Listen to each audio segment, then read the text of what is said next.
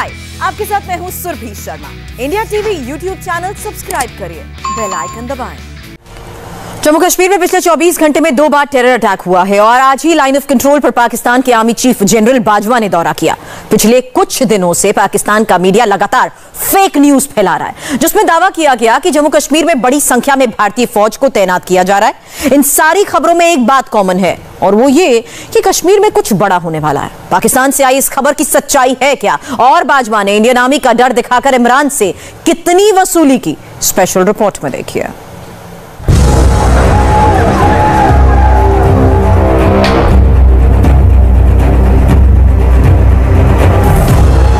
सोपोर में लश्कर आतंकवादियों का यह हमला क्या कश्मीर में कुछ बड़ा करने की साजिश है? आतंकवादियों ने जम्मू कश्मीर पुलिस और सीआरपीएफ की ज्वाइंट टीम पर अटैक किया। पहले सुरक्षा बलों की गाड़ी पर ग्रेनेड फेंका, फिर AK-47 राइफल से करीब 30 गोलियां चलाई। ये वही स्पॉट है जहां पर मिलिटेंटों ने ये स्ट्राइक की है। ये तस्वीरें आप देख सकते हैं। यहाँ पर वो जिप्सी खड़ी थी। जैसे ही जिप्सी पुलिस की यहाँ पर पहुंची तो मिलिटेंटों ने सबसे पहले ग्रेनेड से हमला किया और हमले के दौरान जिप्सी के नीचे वाले हिस्से से जो आग के शोले भड़क उठे और उसके बाद मिलिटेंटों ने अंधाधुंध गोलियां चलाई और उसके बाद इसी इलाके से जो है मिलिटेंट्स फरार होने में कामयाब हो गए और बाहर एंट्री और एग्जिट पॉइंट इस इलाके के जो है पूरी तरह से सील कर दिए गए हैं और फरार मिलिटेंटों की तलाश जो है बड़े पैमाने पर जारी है। ये तस्वीरें आप देख सकते हैं। लगातार इस इलाके में गश्त चल रहा है। सर्च ऑपरेशन जो है वो बड़े पैमाने पर जारी है। जम्मू कश्मीर पुलिस और सीआरपीएफ के सभी बड़े आला अधिकारी और जवान जो है वो हर एंट्री और एग्जिट पॉइंट पर मौजूद है। साथ ही साथ इस इलाके में लगे जो सीसीटीवी कैमरास है उनसे भी ये पता लगाने की कोशिश की जा रही है कि मिलिटेंट्स जो थे वो किस रास्ते से आए, कहां से उन्होंने सबसे पहले जवानों को जो है टारगेट किया और उसके बाद किस एरिया से वो फरार होने में कामयाब हो गए। ये सारी चीजें जो है इन पर जांच जो है की जा रही है। पुलिस की, सिविल की, सीआरपी की सब फोर्सेस मिलकर के कोविड अप्रोप्रिएट बिहेवियर की इन्फोर्समेंट के लिए अलग अलग जगहों पे चेकिंग के लिए निकलते हैं। ये पार्टी पुलिस स्टेशन सोपुर की सब इंस्पेक्टर मुकेश कुमार के चार्ज में तैनात थी। जब इनके ऊपर फायर हुआ, इन्होंने फायरिंग रिटेलिएट की और उसके दौरान साथी हमारे जो इनके पुलिस के वो जख्मी हुए। कुछ सिविलियन जो वहाँ पर ये रेडी छाबड़ी लगाते हैं फ्रूट वगैरह बेचने के लिए, सब्जी बेचने के लिए, वो भी उस एरिया में थे, उनको भी गोली लगी। सोपोर के बाजार में लोगों की भीड़ थी। जम्मू कश्मीर पुलिस के जवान लोगों से सोशल डिस्टेंसिंग का पालन करवाने की कोशिश में थे, लेकिन लोगों को बचाने के लिए सुरक्षा बल जवाबी कार्रवाई नहीं कर पाए। भीड़ की वजह से आतंकियों पर फायरिंग करना मुमकिन नहीं था, इसलिए कश्मीर के लोगों का खून बहाकर दोनों आतंकवादियों को भागने का मौका मिल गया। ग्रेनेड से हुए हमले के बाद इस बुलेट प्रूफ गाड़ी की हालत देखिए। ये गोलियों को भी बर्दाश्त कर लेती है, लेकिन ग्रेनेड हमले के बाद ये भी बेकार हो गई। ये जो मार्केट है यहाँ पर काफी भीड़ होती है और सुबह कर्फ्यू के दौरान जो लॉकडाउन चल रहा है, कोरोना कर्फ्यू, उसके दौरान बहुत सारे रेड़े वाले जो थे उन्होंने अपनी रेड़ी यहाँ पर सजा ली थी। ये तस्वीरें आप देख सकते हैं। और जब ये फायरिंग हुई तो बताया जा रहा है कि 2 से 3 रेड़े वाले जो है वो गंभीर रूप से घायल हुए और कुछ कस्टमर्स भी यहाँ पर थे जो स्थानीय जो घायल हुए हैं, वो तब इन रेड़े वालों से सामान खरीद रहे थे जब मिलिटेंटों ने अंधाधुंध गोलियां चलाकर जम्मू कश्मीर पुलिस और सीआरपीएफ की एक ज्वाइंट पार्टी पर हमला किया था। तो ये तस्वीरें आप देख सकते हैं। दोनों तरफ से अगर आप नजर दौड़ाएंगे तो आप देख सकते हैं कि दाएं साइड और बाएं साइड में एक बहुत बड़ी लंबी मार्केट है, काफी बड़ी मार्केट है। यहाँ लोगों की ज्यादा भीड़ रहती है और जब ये हमला हुआ उस समय भी यहाँ पर लोगों की काफी भीड़ थी और उसी दौरान जम्मू कश्मीर पुलिस के जवान जो थे उन्होंने लाउड स्पीकर्स के जरिए वो लोगों से अपील कर रहे थे, दुकानदारों से अपील कर रहे थे कि लोग जो है कोरोना कर्फ्यू का पालन करें, दुकानें ना खोले। और इस जगह पर ये जो यहाँ पर आप आप ये स्पॉट देख रहे हैं, यहाँ पर गाड़ी खड़ी थी और उसी दौरान एक जोरदार धमाका होता है और धमाके के दौरान पूरे इलाके में खलबली मच जाती है, लोग भाग जाते हैं और गाड़ी के नीचे वाले हिस्से में जो है आग के शोले भड़क उठ जाते हैं और मिलिटेंट पास में से ही बताया जाता है कि इसी इलाके में आसपास में अंधाधुंध गोलियां चलाते हैं। इस हमले में जम्मू कश्मीर पुलिस के 2 जवान शहीद हो गए। 2 जवानों को अस्पताल में भर्ती कराया गया। इस अटैक में 2 नागरिकों की भी मौत हुई है। जम्मू कश्मीर पुलिस का दावा है कि यह हमला लश्कर के आतंकियों ने किया है। इनिशियल जो इंडिकेटर्स उनसे पता चलता है कि कौन सा ग्रुप इन्वॉल्व है। इसके ऊपर जो फॉलोअप ऑपरेशन है वो भी जारी है। फोर्सेस ने एरिया में इस वक्त अपना ऑपरेशन लॉन्च किया हुआ है और हमें उम्मीद है कि हम जो परपिट्रेटर्स हैं इस क्राइम के, उनको जल्द ही will bring them to justice. हमारी इतला के हिसाब से लश्कर तौबा का ग्रुप इसमें शामिल है और हम लोग लगभग पहचान कर चुके हैं कि कौन लोग इसमें शामिल हैं, मगर उनका जिक्र अभी नहीं करेंगे। 24 घंटे में आतंकियों का दूसरा हमला है। इससे पहले शुक्रवार को शोपिया में भी सीआरपीएफ और पुलिस की ज्वाइंट टीम पर फायरिंग की गई। दूर से ही हमला करके आतंकवादी फरार हो गए। हालांकि उस हमले में किसी को कोई नुकसान नहीं हुआ। यह आतंकवादियों का कोई नया प्लान भी हो सकता है। पिछले कई दिनों से पाकिस्तान में ऐसा दावा किया जा रहा है कि कश्मीर में कुछ बड़ा होने वाला है। क्या यह कश्मीर के लिए किसी नए प्लान की शुरुआत है? नहीं, मिलिटेंसी अगर रिलेटिव टर्म्स में देखेंगे तो बढ़ नहीं रही, कम हो रही है। कंट्रोल सब जगह पे एरियाज के अंदर फोर्सेस का, पुलिस का बहुत अच्छा है। ऑपरेशंस सब जगह पे जारी हैं। अभी ये ज़रूर है कि कोविड के चलते हुए ऑपरेशन में थोड़ी सी जो कमी ज़रूर आई है, वाक़ई हुई है, मगर इसके चलते हमारा प्रेशर, हमारा दबाव सब जगह पे जारी है और हम लोग हर तरह के ऑपरेशन लॉन्च कर रहे हैं जिससे अमन को और मजबूत किया जा सके। कश्मीर में आतंकी हमले के बाद अब आपको बॉर्डर की दूसरी तरफ ले चलते हैं। आज पाकिस्तान के army chief general Qamar Javed Bajwa ने लाइन ऑफ कंट्रोल का दौरा किया। इस लोकेशन का नाम है सियालकोट और कोटली। ये दोनों ही इलाके जम्मू कश्मीर के करीब हैं। वहां पर एक मिलिट्री एक्सरसाइज हुई। लाइन ऑफ कंट्रोल के करीब पाकिस्तानी सैनिकों का युद्ध अभ्यास करना और बाजवा का पहुंचना बड़े सवाल खड़े करता है। क्या बाजवा यहां पर कश्मीर में आतंकवाद बढ़ाने का प्लान देखने आया था? लाइन ऑफ कंट्रोल पर पिछले 100 दिनों से शांति है, लेकिन पाकिस्तान अक्सर ऐसे छलावे की मदद से आतंकियों की घुसपैठ कराता है। एक तो बेशुमार दोबारा वहां पे फौज आ गई। लोगों का ख्याल था कि कहीं जाके चीजें सेटल हो रही हैं, हम पीस की तरफ जा रहे हैं। भारत ने क्या किया और किस तरीके से किया, वो सारा कुछ मैं आपके सामने रखूंगा कि कैसे वो बंकर्स बना रहा है लाइन ऑफ कंट्रोल के साथ साथ, कितनी बड़ी तादाद में बना रहा है, कितनी फौज और कितने हथियार वो कश्मीर में पहुंचा रहा है। भारत की चीन और पाकिस्तान के साथ दुश्मनी ने ऑलरेडी इस खित्ते को, खास तौर पर मकबूजा जम्मू कश्मीर और लद्दाख के इलाकों को दुनिया के लिए न्यूक्लियर फ्लैश पॉइंट बनाया हुआ है। पाकिस्तान की खारजा पॉलिसी चलाने वाले बहुत परेशानी का शिकार हैं। उनका मानना यह है कि हिंदुस्तान मकबूजा कश्मीर को अपने अंदर जम करने के बाद अब दोबारा से वहाँ पे एक वारदात करने वाला है। उनका मानना यह भी है कि वहाँ पर हिंदुस्तान ने अपनी फौजों में इजाफा कर दिया है।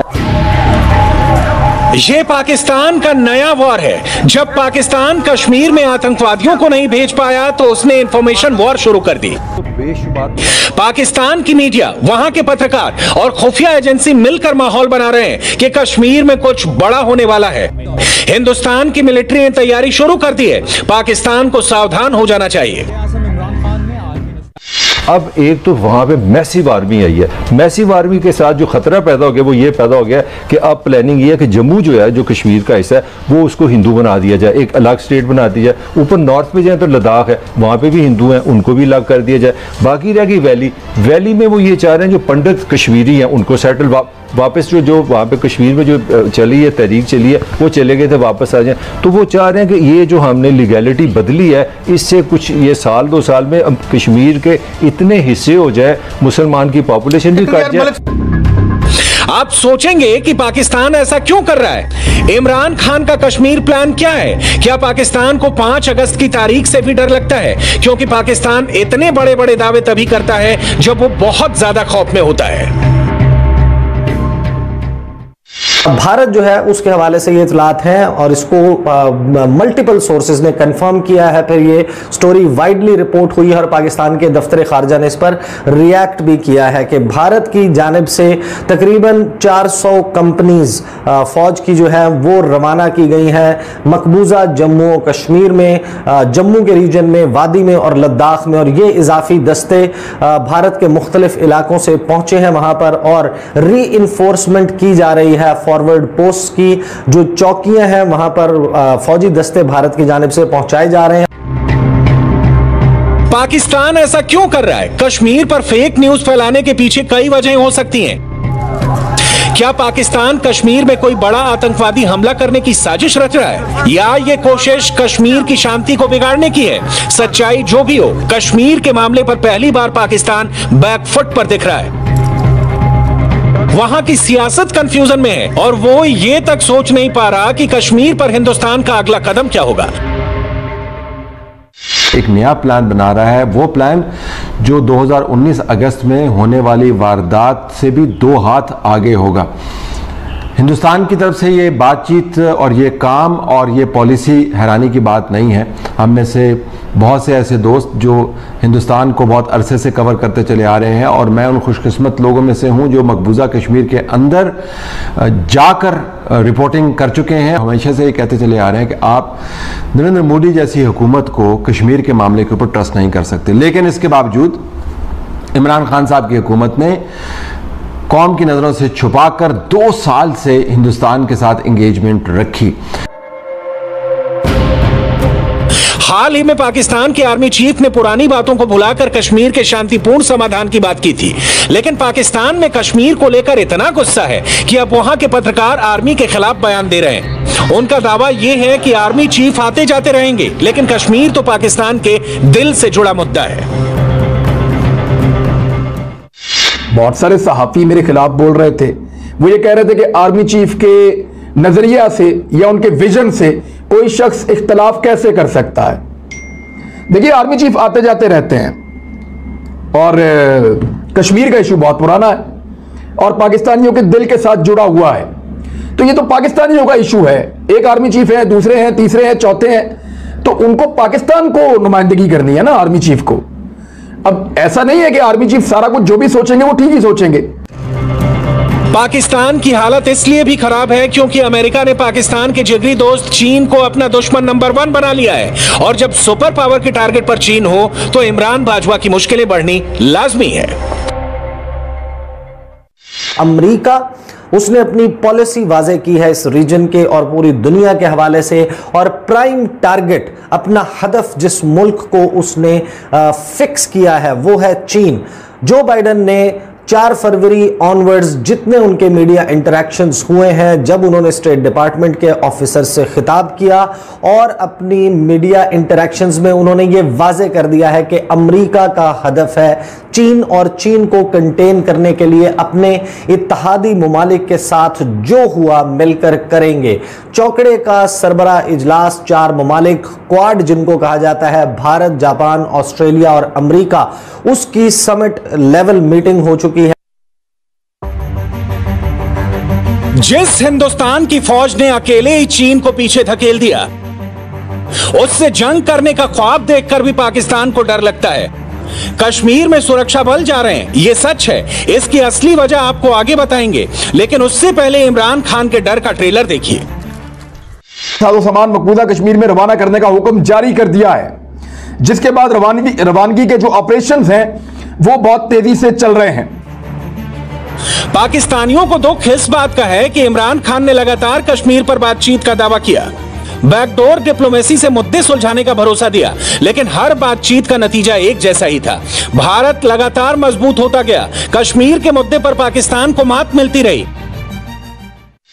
हमें दोबारा से बताया जा रहा था चंद माह पहले तक कि हिंदुस्तान के साथ हमने मामलात को तय करना है, इनके साथ हमने एंगेजमेंट करनी है, अमन के अलावा कोई चारा नहीं है, भाईबंदी करनी है और बॉर्डर्स को हमने सुकून में लेके आना है। लेकिन अब वजारत खारजा खुद मान रहा है कि हिंदुस्तान पर इन तमाम मामलात का कोई असर नहीं हुआ और वो अपनी पॉलिसी पर कायम है। पाकिस्तान से तरह तरह की खबरें आ रही हैं। कहा तो यह भी जा रहा है कि इस खबर के पीछे जनरल बाजवा की साजिश है। ऐसी खबरों की मदद से भारत का डर दिखाकर बाजवा फिर से एक्सटेंशन लेने की तैयारी में है और इस कोशिश में बाजवा की आर्मी को तुरंत इनाम भी मिल गया। इमरान सरकार ने इस साल कंगाली के बावजूद डिफेंस बजट 16% रखा है। 1370 बिलियन रुपीस डिफेंस बजट है। That is about 16.25% of the total, यानी कि जो टोटल बजट है उसमें से 16.25% आपका डिफेंस को चला गया। अब जो डिफेंस में जाता है उसमें एयरफोर्स, नेवी और आर्मी का भी बजट है। सो आर्मी का बजट ज्यादा होता है, इस हिसाब से एयरफोर्स और नेवी का बजट उस हिसाब से कम होता है क्योंकि वो सर्विसेज छोटी हैं। अब करप्शन बढ़ रही है, इन्फ्लेशन बढ़ रही है, तो बड़ी ब्लीक इकोनॉमिक पोजीशन है। जिस चीज की हमें जरूरत है वो है इंडस्ट्री चाहिए, जिस चीज की जरूरत है वो है हमें एक फेवरेबल बिजनेस एनवायरनमेंट चाहिए और एक स्ट्रॉन्ग गवर्नमेंट चाहिए जो इन्फ्लेशन ना होने। अब कश्मीर में बहुत ज्यादा फोर्स भेजे जाने का दावा करने वाले फेक न्यूज की सच्चाई जान लीजिए। सूत्रों के मुताबिक सीआरपीएफ की लगभग 300 कंपनियां देश भर में चुनावों के लिए तैनात की गई थी। इस समय उनमें से 70 वापस आ चुकी हैं और बाकी वापस जाने की तैयारी में है।